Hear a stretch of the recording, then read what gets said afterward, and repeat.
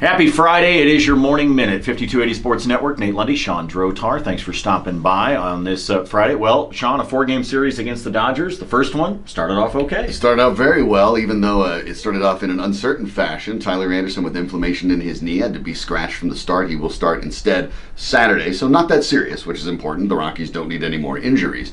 But Trevor Story placed on the DL prior to the game for 10 days, and it makes no difference. Jeff Hoffman takes the hill, goes out there and pitches really, really well. Only 5 1/3 innings, but got the job done. 8 strikeouts, limited the Dodgers. The Rockies at one point had a 10-0 lead, and it was a laugher from there.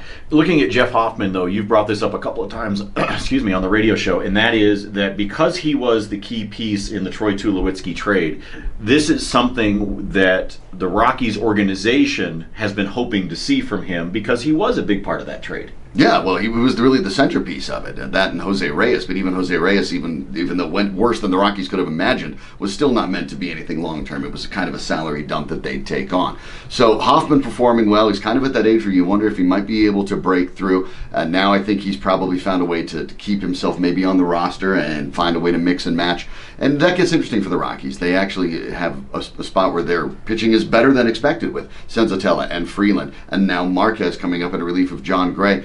It sounds odd to say, but the Rockies actually might have a glut of young starting pitching.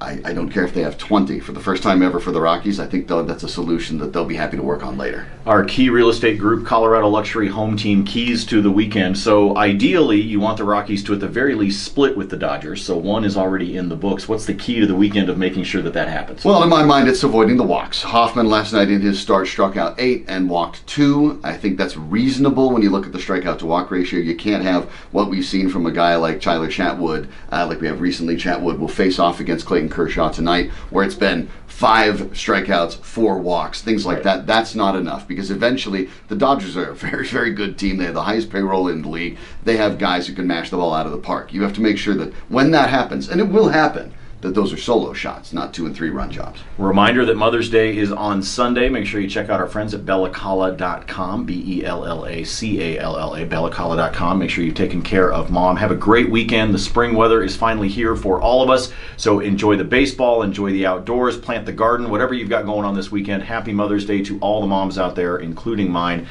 We thank you so much for stopping by. We'll see you Monday morning, 7 a.m. on Mile High Sports Radio, AM 1340, FM 1047. But for now, enjoy the weekend. For Shawn, I'm Nate. We'll see you.